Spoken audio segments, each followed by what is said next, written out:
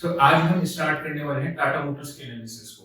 देखेंगे कि इसकी फंडामेंटल्स कैसे हैं, इसके टेक्निकल्स कैसे हैं। अगर कोई इन्वेस्टर्स को ऊपर के लेवल पे लेके फंस गया है या फिर किसी को नई फ्रेश एंट्री टाटा मोटर्स में लेनी है तो क्या क्या सिचुएशन करनी है, इसका पूरा डिटेल में हम जानेंगे कि लॉन्गर टर्म में क्या होने वाला है, शॉर्टर टर्म में क्या हो रहा है। So let's get start without wasting time. सबसे पहले हम लोग इसको देखेंगे फंडामेंटली। फंडामेंटल्स इसके कैसे हैं, इसकी बैलेंस शीट कैसी है, कैश फ्लो कैसा है, पी&एल कैसा है, क्या इसके रेशियोज है, कैसी इसकी पास्ट की परफॉर्मेंस रही है, क्या इसके ऐसा इनसाइड पता चले जिसकी वजह से शेयर इतना रन अप दिखाया हुआ है। तो सबसे पहले हम लोग देखेंगे इसका प्रोडक्ट के एनालिसिस, क्या क्या प्रोडक्ट ये बनाता है, कहाँ कहाँ इसके प्रोडक्ट जाते हैं, ज्योग्राफिकल मिक्स क्या है, किस प्रोडक्ट से कितना रेवेन्यू आता है एंड ऑल दैट। उसके बाद हम देखेंगे कि इसकी मैनेजमेंट कैसा है, क्योंकि अगर मैनेजमेंट अच्छा नहीं है या फिर मैनेजमेंट बहुत अच्छा है तो हो सकता है वो कंपनी में बहुत अच्छा इंपैक्ट डाले, बहुत खराब इंपैक्ट डाले। देन हम इसकी फंडामेंटल एनालिसिस करेंगे जिसमें हम लोग इसका बैलेंस शीट, पी&एल वगैरह देखेंगे, क्या इसकी पास्ट परफॉर्मेंस है, कंपेयर करेंगे और अदर कंपनीज के साथ क्या रहा है। देन फिर कैश फ्लो वगैरह हम देखेंगे इसका।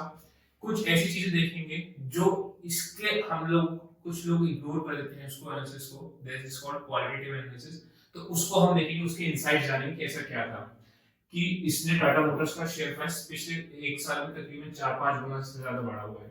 देन हम इसको शॉर्ट एनालिसिस करेंगे, इसकी क्या स्ट्रेंथ्स है, क्या वीकनेस है, क्या अपॉर्चुनिटी, क्या थ्रेट्स है। देन लास्ट में हम इसकी टेक्निकल एनालिसिस करेंगे।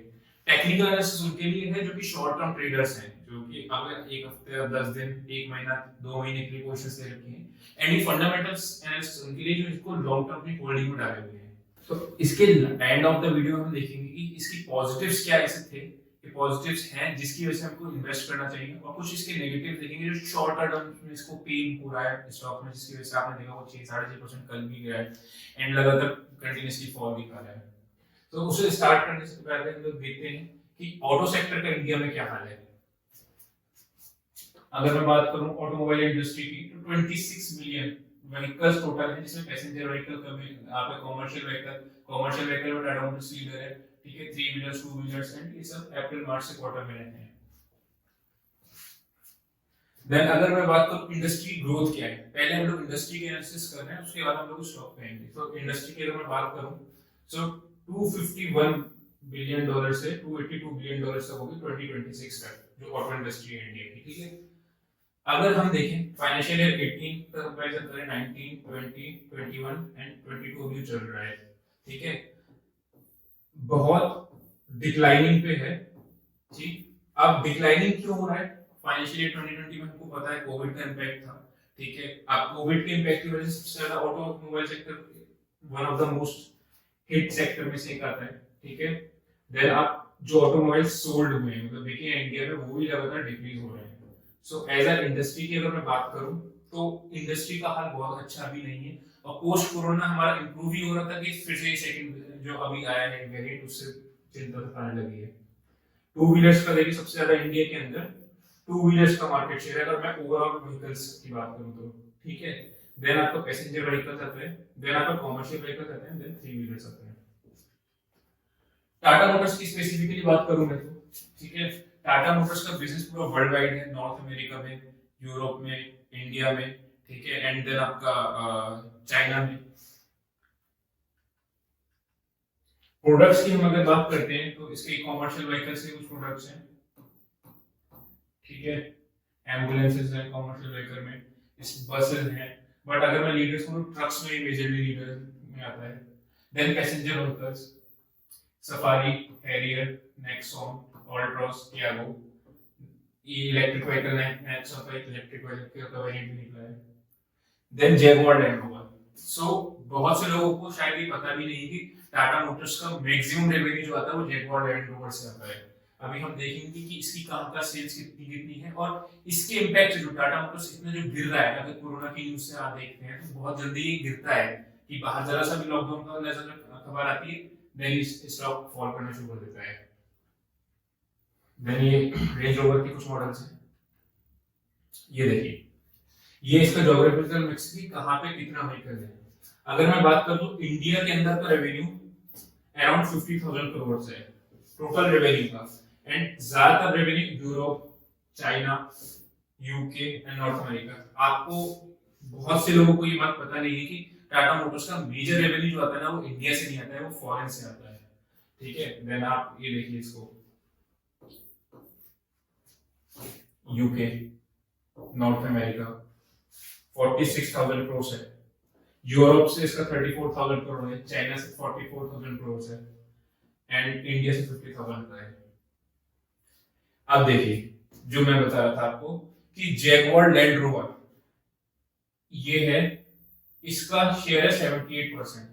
मतलब कितना हाईली डिपेंडेंट है टाटा मोटर्स अपने इस प्रोडक्ट पे, जैगवार लैंड रोवर पे। और अभी जब चिप शॉर्टेज हुआ था सेमीकंडक्टर की, तो सबसे ज्यादा जो हिट हुआ था वो इसी इसी व्हीकल पे हुआ था। एंड देन जो यूरोप में आपने देखा था कि यूरोप में ये देखिए इतनी ज्यादा सेल्स है यूरोप के अंदर, ठीक है, चाइना के अंदर। आप जरा सोचिए अगर वर्ल्ड वाइड लॉकडाउन की स्थिति आएगी, कोरोना की स्थिति आएगी, तो इस कंपनी पे कितना ज्यादा इम्पैक्ट पड़ेगा, क्योंकि इसका जो मेजरली बिजनेस है वो एक्सपोर्ट से, ठीक है। देन आपका आता है इसका पैसेंजर व्हीकल, इसमें से इसका 6.8% का जो टोटल रेवेन्यू है, हम देखेंगे इसका 2-2.5 लाख करोड़ के आसपास का टोटल रेवेन्यू है, उसमें से 6.8% जो है वो पैसेंजर व्हीकल्स का है, एंड मैक्सिमम आपका लैंड रोवर का है, देन कमर्शियल व्हीकल्स का है, एंड बाकी अदर्स का है। अब अगर हम मार्केट शेयर की बात करते हैं कि मार्केट शेयर क्या है टाटा मोटर्स का, तो अगर हम देखें से टाटा मोटर्स का ये रहा, ठीक है, टाटा मोटर्स का लास्ट ईयर मार्केट शेयर था 4.69%, पैसेंजर व्हीकल्स की बात कर रहे हैं हम लोग, जो कि आया है 8.20% करेंटली। आप देखिए मारुति का मार्केट शेयर गिर रहा है, मारुति से शिफ्ट होके इसमें आ रहा है, देन Hyundai का ऑलमोस्ट सिमिलर ही है, देन किया मोटर्स का मार्केट शेयर इंप्रूव हुआ 3.04 से 5.75, महिंद्रा का भी अगर हम देखें तो डिक्रीज हुआ है। तो इससे हमें क्या पता चल रहा है, इससे हमें ये पता चल रहा है जो इसका पैसेंजर व्हीकल है टाटा मोटर्स का वो अच्छा परफॉर्म कर रहा है। जो आपने ये देखिए ये वाला जो पार्ट है आपका पैसेंजर व्हीकल्स का, दिस वन, ये वाला पार्ट इसका अच्छा परफॉर्म कर रहा है। एंड जो शेयर बढ़ रहा है टाटा मोटर्स का, इतने जो पिछले रनअप दिखा है, इसमें से एक ही मेजर रीजन ये भी है कि टाटा मोटर्स का जो पैसेंजर व्हीकल है ईवी में मार्केट लीडर बन के आएगा। अगर इंटरनेशनली बात करें तो ऐसा भी बात एनालिस्ट कह रहे हैं कि इंटरनेशनल लेवल पर अगर टेस्ला है तो इंडिया में टाटा मोटर्स है। देन अगर ग्रोथ की बात करें, ग्रोथ एंड वॉल्यूम्स की, सबकी ऑलमोस्ट नेगेटिव है। आप देखिए मारुति के देख लें, Hyundai के देख लें, महिंद्रा के देख लें, टोयोटा के देख लें, होंडा के देख लें। अगर सबसे ज्यादा पैसेंजर व्हीकल किसी ने अच्छा परफॉर्म किया है तो वो किया एंड टाटा ने किया है। सो ये बहुत बड़ा रीजन है कि पैसा जो अभी तक टाटा मोटर्स से मार्केट में पिछड़े हुआ था, अब वो मार्केट लीडर की तरफ बढ़ रही है। देखते हैं कि 180% की जो रैली दिखाई 2021 में, उसके रीजंस क्या है, जो हम लोग अभी जानने जा रहे हैं। तो सबसे ज्यादा जो है the company will have to show its semiconductor. जो सेमीकंडक्टर की शॉर्टेज हमने देखी थी कोरोना के बाद से, क्योंकि प्रोडक्शन कम हो गया था, एंड सेमीकंडक्टर जो चिप्स बना रही है, टाटा मोटर्स खुद से चिप्स बनाने का, अभी ये गवर्नमेंट से भी इसके बाद चलेगी, ये सारी परमिशंस इसको मिलने बाकी हैं, तो ये खुद से सेमीकंडक्टर्स की चिप्स बनाना स्टार्ट कर रही है, जिससे इसको जो शॉर्टेज होता है जिसकी प्रोडक्शन की वजह से चाहे ऑल ओवर वर्ल्ड में जो इसको दिक्कत आई थी पिछले क्वार्टर्स में, वो अब इसको नहीं आने वाली है। The company have to improve free cash flow. Second चीज आती है फ्री कैश फ्लो। अभी हम लोग से जो फाइनेंशियल देखेंगे ना, तो हम ये देखेंगे कि इसके फाइनेंशियल्स काफी खराब हैं, पिछले सालों से डाउनग्रेड हुए हैं, स्टिल कंपनी का शेयर प्राइस बढ़ रहा है। ऐसा क्यों? इसका एक मेजर रीजन है फ्री कैश फ्लो। देखो कंपनी में फ्री कैश फ्लो अगर बढ़ रहा है और ऑपरेटिंग मार्जिन्स बढ़ रहे हैं, दैट मींस कंपनी ऑपरेशंस को एफिशिएंटली यूज कर रही है। इसका जो है इसका फ्री कैश फ्लो भी इंक्रीज हो रहा है, और हम देखेंगे इसका ऑपरेटिंग मार्जिन भी इंक्रीज हो रहा है। ईवी थर्ड फैक्टर जो है ईवी, यानी मैंने आपको बताया था कि इलेक्ट्रिक व्हीकल्स जो है उसमें Tata Motors will become a leader in India.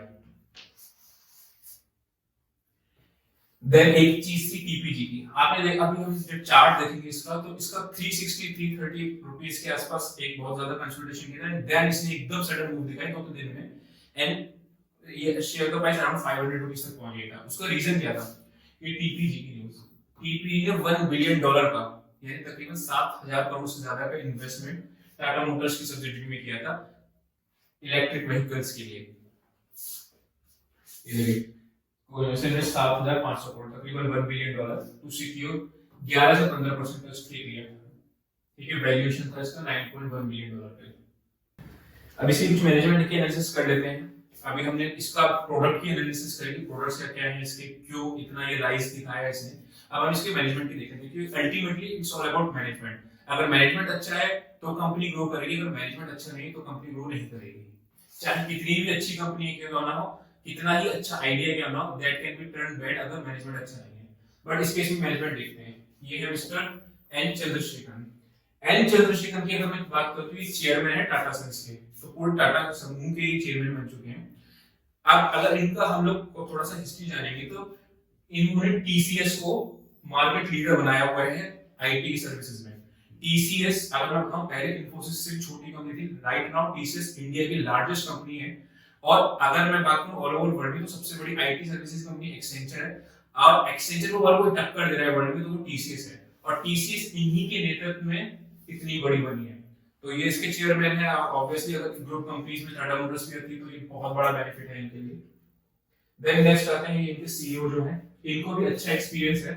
पहले भी आपका 25 इयर्स का टोटल एक्सपीरियंस है। पहले भी इनको व्हीकल्स में, मतलब आपका जो मोटर्स का सेक्टर है उसमें इनको अच्छा एक्सपीरियंस है, जो इनके सीईओ हैं। देन आता है लैंड रोवर के सीईओ। अगर मैं लैंड रोवर के सीईओ की बात करूं तो लैंड रोवर के सीईओ रेनॉल्ट में रह चुके हैं। दैट मींस कोई भी मैनेजमेंट का पार्ट ऐसा नहीं है जो कि नया हो या फिर इंडस्ट्री को जानता ना हो। सबके सब जितने भी इंडस्ट्री को जानते हैं मोर देन 25 इयर्स के एक्सपीरियंस के हैं। तो मैनेजमेंट की तरफ से इनको फुल स्टार्स मिलते हैं। ठीक है, और आपके ईवी के व्हीकल्स पे प्लस फ्री कैश फ्लो के और ऑपरेटिंग मार्जिन की वजह से इनको फुल मार्क्स मिलते हैं तो कि हम इन्वेस्ट करें। तो सेल्स की बात करते हैं इसके। तो आप देखिए, मैं अगर सेल्स में ये देखिए फाइनेंशियल ईयर 21 एंड 20 की परफॉर्मेंस देखेंगे तो सेल्स रिड्यूस हो रही है। देन 19 से 20 में भी रिड्यूस हुई है एंड 20 से 21 में भी रिड्यूस हुई है। ठीक है, पैसेंजर व्हीकल्स की बात करें अगर हम, तो पैसेंजर व्हीकल इसका अच्छा परफॉर्म कर रहा है, हमने देखा भी था अभी। And commercial vehicle same again reduce होती जा रही है। कोविड की वजह से बहुत बड़ा इंपैक्ट पड़ा है ऑटो सेक्टर पे, जो ये पे सेल्स में से साफ दिख रहा है। ठीक है, जेआरआर की भी सेल्स इसकी रिड्यूस हुई है। सो ये एक इसकी दिक्कत वाली बात है, जो कि इसका फाइनेंशियल्स में मैंने बताया था कि फाइनेंशियल्स के इतने स्ट्रांग नहीं है। रीजन क्या है, यहाँ पे सेल्स फिगर्स गिर रही है। रेवेन्यू देखिए आप, अगर रेवेन्यू जो 1920 में और 2021 में भी रिड्यूस हुआ लगातार। बट अब जहां पे कंपनी ने एक अच्छी परफॉर्मेंस दी है वो होती है एबिटा मार्जिन। एबिटा मार्जिन क्या होता है, जो कंपनी का ऑपरेटिंग रेवेन्यू होता है उसमें से ऑपरेटिंग एक्सपेंसेस को माइनस करके जो प्रॉफिट निकल के आता है उसे बोलते हैं ऑपरेटिंग प्रॉफिट, मतलब कामकाजी मुनाफा या कामकाजी घाटा। जो डायरेक्टली कंपनी ने सेल्स करी और जो भी डायरेक्टली उसके सेल्स से रिलेटेड एक्सपेंसेस हैं वो जो है उसमें जो माइनस करेंगे उसको तो आपका निकल के आएगा एबिटा। तो वो जो है वहां पे इसने अच्छा करा, यानी कामकाजी मुनाफा में इसकी अच्छी बढ़ोतरी हुई है। जैसे कि 19 से 20 के बीच में आप देखिए इंक्रीज हुआ है 20 से 21 में। ये क्या दिखाता है कि कंपनी की ऑपरेशनल एफिशिएंसी बहुत अच्छी है, अगर ये अच्छा है। Then again free cash flow. तो अगर मैं बात करूं कि दो पॉजिटिव्स जो हमें मिले हैं, तो नंबर 1 पॉजिटिव आपका एबिटा मार्जिन बहुत इंक्रीज हुआ है। Number 2 free cash flow. अब फ्री कैश फ्लो क्या होता है, फ्री कैश फ्लो मतलब जो कैश कंपनी के पास सारे खर्चे, सारे इंटरेस्ट और जितनी भी चीजें, सारे ड्यूज को पेमेंट करने के बाद जो पैसा बचता है, मतलब अब इस फ्री कैश फ्लो से नाम से ही लग रहा है फ्री, मतलब अब इस कैश से वो कंपनी कुछ भी कर सकती है। हो सकता है कंपनी के पास कैश कितना भी पड़ा हो लेकिन वो फ्री ना हो, कोई ऑब्लिगेशंस हो, कुछ उसको आने वाले टाइम से लायबिलिटीज चुकानी, लेकिन ये फ्री कैश फ्लो इसका इंक्रीज हो रहा है। इसके रीजन भी हम देखेंगे क्यों ऐसा हुआ। अगर हम डेट की बात करें, डेट आपका 20 से 21 में अगर आप देखिए तो डिक्रीज हुआ है। ये 19 से 20 में बढ़ा, देन 21 में डिक्रीज हुआ। सो फाइनेंशियल्स की अगर मैं बात करूं तो बहुत अच्छी परफॉर्मेंस नहीं है, एक्सेप्ट पैसेंजर व्हीकल्स की performance and operating margin and free cash flow की परफॉर्मेंस। ये इसका इनकम स्टेटमेंट भी इसी तरीके से गिरते जा रहे हैं रेवेन्यूज। ठीक है ना। फिर कुछ रेशियोज की बात करते हैं जो कि इंपॉर्टेंट रेशियोज है, जैसे कि आपका इसका प्राइस टू सेल्स, नायका है या फिर जितने भी स्टार्टअप्स हैं इसको प्राइस टू सेल्स में हम लोग देखते हैं। अब प्राइस टू सेल्स क्यों देखें, जो भी कंपनी लॉस मेकिंग कंपनी है उनको हम किस तरीके से, पी रेशियो तो होगा नहीं उनका, पी मल्टीपल तो होगा नहीं, तो उसको हम प्राइस टू सेल्स या फिर price to book value valuation का पैरामीटर बन जाता है। तो 0.61 है, मैं कह सकता हूं कि ये ज्यादा फेयरली वैल्यूड है, यहाँ पे कोई ओवर वैल्यूड नहीं है कंपनी। देन ईपीएस तो नेगेटिव ही है, ठीक है। कैश फ्लो पर शेयर हमने देखा था, कैश फ्लो पर शेयर होता है कि जो भी कैश कंपनी के पास आया है उसको नंबर ऑफ शेयर से डिवाइड कर देंगे, तो कैश फ्लो पर शेयर है। फ्री कैश फ्लो पर शेयर मतलब हो सकता है कंपनी के कैश पड़ा हो लेकिन फी ना हो, इसीलिए जो फ्री कैश फ्लो का है वो देखिए से कम ही होता है हमेशा। रिटर्न ऑन इक्विटी नेगेटिव है क्योंकि कंपनी के लॉस मेकिंग कंपनी है। डेट कंपनी का 1,40,000 है, बट ये एक अच्छा है पहले से रिमूव हुआ है डेट, यानी कर्जा थोड़ा सा कम हुआ है। रिजर्व के मुकाबले अगर देखें तो फाइनेंशियल्स बहुत दमदार नहीं है। रीजन क्या है, 43,000 करोड़ के इसके रिजर्व है, जिसकी एवरेज 1.5 लाख करोड़, मतलब 3 गुना रिजर्व के 3 गुना इसके ऊपर कर्ज है। तो अभी तक अगर ये टाटा मोटर्स की जस्ट इमेजिन इसको ईवी का प्ले हटा दिया जाए, ईवी का प्ले हटा दिया जाए, टीपीजी का इन्वेस्टमेंट जो है वो हटा दिया जाए, तो टाटा मोटर्स की फाइनेंशियल्स बहुत खराब है, ठीक है। परफॉर्मेंस आप देखी जाए तो परफॉर्मेंस पैसेंजर व्हीकल को छोड़ दिया जाए तो बाकी सारी परफॉर्मेंस खराब है। रीजन क्या है, कोरोना। डेट इक्विटी काफी हाई है 3.33, ठीक है। यहाँ पे कंपनी का अगर मैं कहूं तो सबसे अच्छा परफॉर्मेंस जो हुआ है वो यहाँ पे हुआ है, ऑपरेटिंग प्रॉफिट जो इंक्रीज किया है। अब देखते हैं कि ऐसा क्या किया टाटा मोटर्स ने जो इसका फ्री कैश फ्लो इतना इंक्रीज हुआ। तो सबसे पहले कॉस्ट कर्टेल। कॉस्ट कर्टेल मतलब जैसे कि आपकी एम्प्लॉइज कॉस्ट होती है, अदर मैन्युफैक्चरिंग एक्सपेंसेस होते हैं, ये सारी कॉस्टिंग इन्होंने कम करी है। देन केपेक्स को इन्होंने कंट्रोल किया है, जो एसेट्स है उसको मोनेटाइज किया, राइट ऑफ किया है, ठीक है। एडिशनल इक्विटी को इन्फ्यूज किया, मतलब नया पैसा रेज किया गया है। तो ये एक मेजर रीजन है जो कि कैश फ्लो को इंक्रीज करता है। कैश फ्लो इंक्रीज हुआ है, इसकी वजह से कंपनी में ग्रोथ आने की प्रोबेबिलिटी बढ़ रही है कि आगे कंपनी के ऑपरेशंस और अच्छे होंगे। देखो कुछ इसकी शॉर्ट एनालिसिस कर लेते हैं, इसी कंपनी की स्ट्रेंथ क्या है। कंपनी की अगर मैं सबसे मेजर स्ट्रेंथ बताऊं तो कंपनी पैसेंजर व्हीकल्स में बहुत अच्छा कर रही है, इसकी ब्रांड वैल्यू वर्ल्ड वाइड बन रही है, ठीक है। इलेक्ट्रिक व्हीकल्स जो है ये एक मार्केट लीडर बन के आया है, इंडिया में भी आप देखेंगे इलेक्ट्रिक व्हीकल्स में ये जो तैयारी कर रहे थे बहुत सालों पहले से कर रहे थे, और आज अगर ये कंपनी इंडिया के अंदर कोई कंपनी मार्केट लीडर बनेगी ईवीज में तो वो टाटा मोटर्स ही बनेगी। देन कुछ वीकनेस है, ग्लोबल प्रेजेंस हमने देखी, यूरोप में है, अमेरिका में है, चाइना में है, तो जैसे टोयोटा है या होंडा है, ये इनकी बराबरी, मतलब ये जो मार्केट लीडर्स अपनी अपनी रिस्पेक्टिव कंट्रीज में है, टाटा मोटर्स यहाँ पे अभी तक नहीं बन पाई है। देन कुछ अपॉर्चुनिटीज देखते हैं। देखिए सप्लाई चेन का एक बहुत मेजर कंसर्न आया था जब सेमीकंडक्टर्स की शॉर्टेज हुई थी, बट टाटा मोटर्स ने इसको प्रोएक्टिवली डिसीजन लिया एंड सेमीकंडक्टर चिप्स को मैन्युफैक्चर खुद से करने लगे। तो ये एक इनके लिए अपॉर्चुनिटी है जो कि अदर कंपनीज के मुकाबले इनको फायदा देगी। अब आप ये देखिए टीपीजी इन्वेस्टमेंट, ऑब्वियसली $1 बिलियन का इन्वेस्टमेंट एक अच्छा इन्वेस्टमेंट होता है जो कि इनके इलेक्ट्रिक व्हीकल्स की सब्सिडी किया हुआ है उन्होंने, तो ये इनके लिए अच्छी अपॉर्चुनिटी है। और ईवीज में मैंने बताया था कि ये मार्केट लीडर्स बनेंगे अगर ये ईवी जब भी लॉन्च होंगी। अब थ्रेट क्या है, तो सबसे बड़ा थ्रेट जो है आप देखिए जब भी कोविड की क्राइसिस आती है या कोविड की कोई भी न्यूज आती है, ये स्टॉक एक दिन में 6.66% गिरा। रीजन क्या है, कोरोना का इंपैक्ट इसमें बहुत गंदा होने वाला है। अगर इसकी मैक्सिमम सेल्स ज्यादा की है, अगर ये वर्ल्ड वाइड में कहीं भी लॉकडाउन लगते हैं या फिर कहीं सप्लाई चेन में फिर से कंसर्न्स आते हैं तो टाटा मोटर्स को बहुत बड़ा नुकसान हो सकता है। तो अगर मैं मेजर कंसर्न की बात करूं तो कोरोना वायरस जो है इसके लिए बहुत मेजर कंसर्न है। अब स्टार्ट करते हैं इसकी टेक्निकल एनालिसिस। अब अभी तक हमने देखा फंडामेंटल एनालिसिस, तो फंडामेंटल एनालिसिस अगर मैं कंक्लूजन निकालूं तो कंपनी के fundamentals are not so good, debt वगैरह बहुत ज्यादा है, ठीक है, कंपनी लॉस मेकिंग कंपनी है। एक साइड की कॉइन की है कि कंपनी के फंडामेंटल अच्छे नहीं है, बट सेकंड साइड अगर मैं देखूं तो पैसेंजर व्हीकल्स भी लगातार अच्छा परफॉर्म कर रही है, प्लस इलेक्ट्रिक व्हीकल्स में जो इसके ही मार्केट लीडर बनने को तैयार है, एंड फ्री कैश फ्लो और एबिटा मार्जिन जो इंप्रूव कर रही है। तो इससे क्या है, एक सेंटीमेंट जो है वो लगता है कि ये अच्छा परफॉर्म करेगी। प्लस जो इसका फ्री कैश फ्लोज है, जो ये डेट लगातार रिमूव कराई जा रही है और कैश फ्लोज बढ़ाई जा रही है, ये एक अच्छा इंडिकेशन होता है किसी भी कंपनी के लिए कि एक रीस्ट्रक्चरिंग जिसको कहते हैं हम, कि ये कंपनी रीस्ट्रक्चरिंग की प्रोसेस में हो, एक अच्छा रीस्ट्रक्चरिंग हो सकता है। इसलिए आपने देखा होगा शेयर में बाकी सारे ऑटो शेयर जो थे इतना अच्छा परफॉर्म नहीं किया, बट ये बहुत अच्छा परफॉर्म किया as compared to other auto companies. आप देखते हैं इसकी टेक्निकल एनालिसिस में, तो ये मैंने इसका डेली चार्ट लगाया हुआ है। सो हम एक लेवल इसका देखेंगे कि 360 रुपीज का लेवल एक बहुत इंपॉर्टेंट लेवल है। यहाँ पे एक बार इसने ट्राई किया था, देन इसने यहाँ पे एक बार ट्राई किया, एक बार और ट्राई किया, नाउ यहाँ पे ब्रेकआउट, इस जगह पे इसका ब्रेकआउट आया। ये इतना रनअप इसने दिखाया एक तरफा, रीजन क्या था, यहाँ पे ईपीजी के इन्वेस्टमेंट की न्यूज थी, ठीक है। तो 361 का एक लेवल बहुत इंपॉर्टेंट लेवल है, वहां पर रखिएगा। अगर किसी कारणवश मान लीजिए कोरोना की चिंता बढ़ रही है और इस लेवल पे आता है, तो I would definitely go for long trade, ठीक है। अभी अगर हम इसकी बात करें राइट का क्या करना चाहिए, तो अगर हम ये देखें, ये एक चैनल में था, यहां तक एक चैनल में था, बट इसने यहाँ पे एक ब्रेकडाउन दे दिया।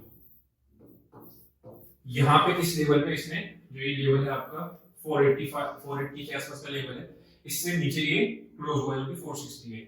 तो अभी राइट ना मैं देखूंगा प्राइस एक्शन क्या कहता है। शॉर्ट टर्म ट्रेडिंग की बात कर रहा हूं मैं, तो शॉर्ट टर्म ट्रेडिंग में अगर ये नीचे कंटिन्यू फॉल करता है एंड देन ऊपर आता है एंड देन ये यहां से नीचे गिरता है, मतलब इस रेजिस्टेंस, ये सपोर्ट मेजर सपोर्ट थी जहां से ब्रेकआउट स्टार्ट होता है इसका, लगातार प्राइस एक्शन आप देखिए साइडवेज था एंड देन ब्रेकआउट। अगर ये यहाँ पे आके फिर से ब्रेकडाउन होता है, मान लीजिए नीचे आया देन ऊपर आया और फिर ये नीचे गिरा, तो मैं यहाँ का स्टॉप लॉस लगा के इसको सेल कर दूंगा। रीजन क्या है, कोरोना का इंपैक्ट बढ़ता जा रहा होगा, ठीक है, एंड थोड़ा सा ऊपर आएगा तो पुल बैक रैली जिसको बोलते हैं, वो पुल बैक अगर इसको मिला तो यहाँ पे अगर इसने रेजिस्टेंस लिया और देन ये नीचे गिरा, तो I would go for short यहाँ का ऐसे लगा के। अब फ्रेश बाय कहाँ पे करना है, फ्रेश बाय आपको करना है जब ये लेवल के ऊपर डिसाइसिवली आ जाए, यानी 480 का जो लेवल है इसके ऊपर क्लोजिंग दे और एक डिसाइसिवली क्लोजिंग दे, सस्टेन करे 480 के बाद, तब मैं इसमें फ्रेश लॉन्ग ऐड करूंगा, नहीं तो इसको शॉर्ट करूंगा। नेक्स्ट लेवल भी मेरे निकल के आ रहा है वो 440 420 के आसपास आ रहा है निकल के। तो ये है मेरे नियर शॉर्ट टर्म्स के लिए। अब हम लोग इसको पूरी तरीके से कंक्लूड करते हैं कि क्या करना चाहिए एज अ इन्वेस्टर और क्या करना चाहिए as a trader.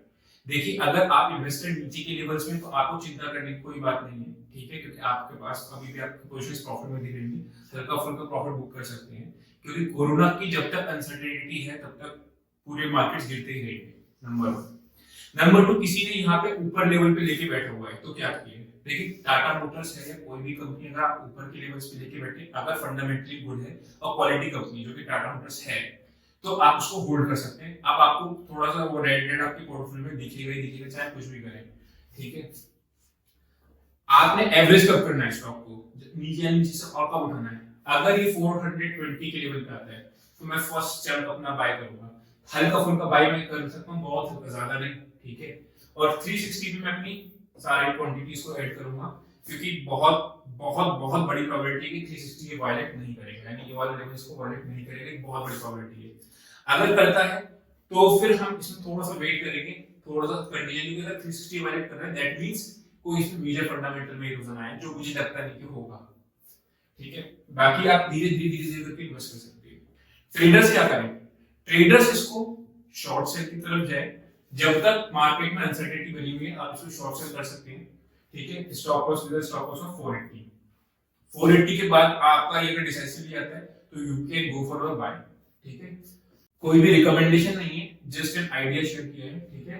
So I would do that. अगर मैं ट्रेडर हूं तो कैसे करूंगा और इन्वेस्टर हूं तो कैसे करूंगा। सो अगर इनके साथ कोई भी क्वेश्चंस हैं कुछ भी, तो you can just put down in the comment box, आप पूछ सकते हैं कोई भी questions and we will make another case study on that.